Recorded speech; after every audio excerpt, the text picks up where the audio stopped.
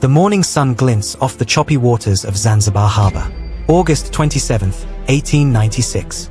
You can smell the salt air mixed with gunpowder, the creak of wooden ships, the metallic click of rifle bolts. In the Sultan's palace, footsteps echo through marble halls as servants whisper in hushed tones. Children peek through shuttered windows. Women clutch their jewelry, wondering if they should flee.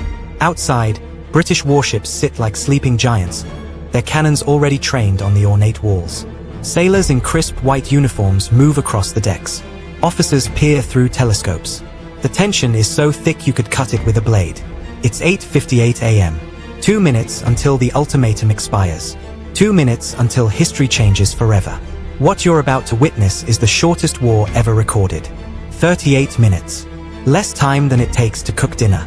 Less time than your morning commute. But how did we get here? And why would an entire nation fall in the time it takes you to watch a TV show? Let me take you back to where it all began.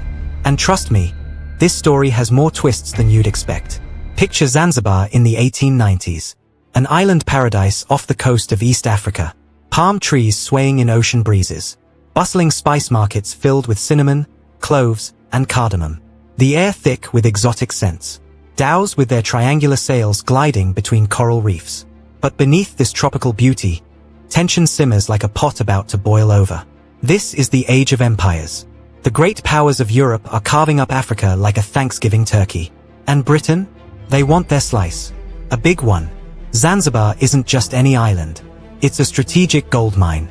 Control the spice trade. Dominate shipping routes to India. And yes, even in the 1890s, it's still a hub for the slave trade, though officially banned. The British know that whoever controls Zanzibar controls the gateway to East Africa. For years, they've pulled the strings here. The Sultan? Just a puppet in their grand game. British advisors whisper in his ear. British ships patrol his waters. British merchants fill their coffers with his island's riches. But on August 25th, everything changes. Sultan Hamad dies suddenly. Suspiciously. Some whisper poison. Others say natural causes. His doctor? Baffled. One moment he's fine, the next he's gasping for air, clutching his chest. Before his body is even cold, before the funeral arrangements are made, his cousin Khalid makes his move. Now here's where you need to understand Khalid bin Bargash. This isn't just some power-hungry relative. He's been waiting in the shadows for years. Watching. Planning. He'd ruled before, back in the 1880s, until the British forced him out. The humiliation still burns in his chest like acid. Imagine the scene. Khalid storms through the palace gates with 2,000 armed supporters. Torches flicker in the darkness. Men shout his name. He takes the throne that very night. Declares himself Sultan before dawn breaks. No permission from London. No approval from the British consul. Just raw ambition and terrible, terrible timing. But here's what makes this even more dramatic. Khalid knows exactly what he's doing. He knows the British won't approve. He's counting on it. Because sometimes, a man would rather die on his feet than live on his knees. But thousands of miles away in London, telegraph wires buzz with fury. Urgent cables race across ocean floors. Ministers storm into emergency meetings. Maps are spread across polished tables. How dare this upstart defy the empire? You see, Britain had their own candidate. Hamad bin Mohammed. A man they could control. Someone who'd sign whatever papers they put in front of him. Khalid wasn't their man. And in 1896, that's all that mattered. But here's where it gets interesting. What would you do if the most powerful empire on earth told you to give up everything you just claimed? Would you fold? Or would you call their bluff? The British consul, Basil Cave, delivers the message personally. Picture this meeting. Cave, in his pristine colonial uniform, facing Khalid in the ornate throne room. Sunlight streams through stained glass windows. Guards stand at attention. The air crackles with unspoken threats. Step down immediately, Cave says, his voice steady but cold. Leave the palace by 9 a.m. on August 27th. Or face the consequences. Khalid's response? Defiance. Pure, calculated defiance. He begins gathering troops. Barricading the palace. Loading ancient cannons that haven't fired a shot in decades. He sends word across the island, join me, or watch your sultan bow to foreigners. It's David versus Goliath. Except David only has a slingshot, and Goliath has the Royal Navy. But what's Khalid really thinking? Is he brave? Foolish? Or does he know something we don't? Keep that question in mind. As dawn breaks on August 27th, you can feel the electricity in the air. The entire island is on edge. Fishermen don't cast their nets. Merchants don't open their shops. Everyone's waiting for the storm to break. 3 British warships anchor in the harbor like steel predators. HMS St. George, HMS Philomel, HMS Thrush. Their crews move with mechanical precision, loading shells, adjusting gun sights, checking their chronometers. The morning routine of imperial warfare. In the palace, Khalid watches from his window. Maybe he's praying to Allah. Maybe he's calculating his chances. Maybe he's thinking about his children, his legacy, his place in history. Around him, 2,800 men prepare for battle. Some carry modern rifles.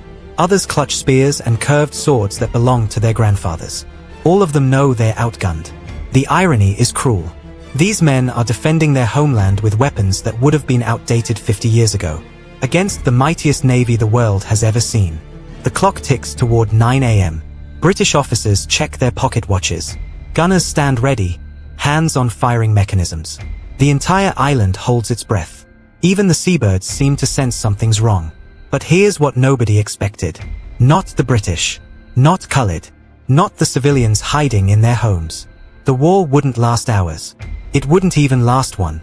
9 a.m. arrives like a death sentence. The deadline passes. For a heartbeat, silence. A moment of perfect, terrible calm. Then, without warning, the morning explodes into hell.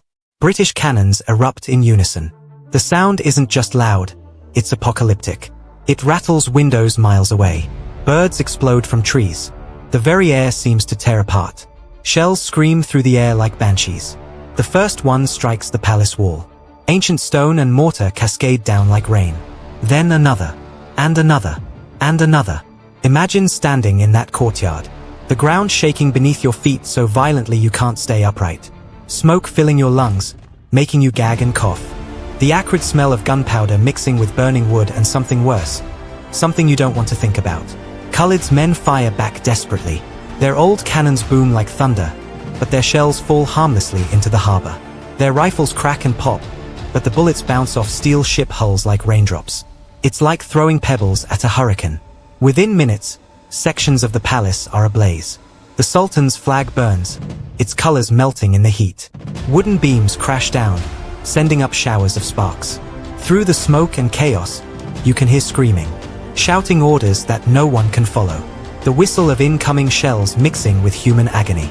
By 9:15, half the palace is rubble. Ancient walls that had stood for centuries crumble like sand castles. By 9:20, Khalid's few cannons are twisted metal. His wooden dhow in the harbor, blown to matchsticks, its pieces floating like confetti on the bloody water. By 9:25, his troops are scattered or dead.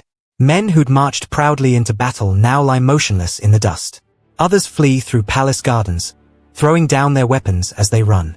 And Khalid? Through it all, he stands at his window, watching his world burn. Some say he wept. Others say he never flinched. But as shells crash around him, as his palace turns to ruins, he makes one final, desperate gambit. Then, as suddenly as it began, the thunder stops. 9:38 a.m. The guns fall silent. Smoke drifts across the water like ghosts. In 38 minutes, it's over. Finished. A kingdom has fallen in less time than it takes to make breakfast. The silence that follows is more terrifying than the battle itself. The statistics are staggering, almost unbelievable. Over 500 Zanzibaris dead or wounded. Entire families wiped out. The British casualties? One injured sailor. One man with a minor wound from a piece of flying debris. That's it. The most lopsided victory in military history. A massacre disguised as a war. But what happened to Khalid? As his palace crumbled around him, as his dreams turned to ash, he made a desperate escape. Through secret passages his grandfather had built. Past burning rooms filled with smoke. Down corridors littered with debris. He fled to the German consulate, bursting through their doors like a man possessed. Seeking asylum from his enemy's enemies. The irony wasn't lost on anyone. The Sultan of Zanzibar, hiding behind German protection from British guns. The German consul, a man named Dr. Michaels, faced an impossible choice. Harbor a fugitive and risk British wrath? or hand over a man begging for sanctuary. Diplomacy hung by a thread that morning. For the next 15 years, Khalid would live in exile. First in German territory, then in British custody. The man who dared challenge an empire, reduced to a refugee in his own city. He'd watch from afar as his beloved island fell completely under British control.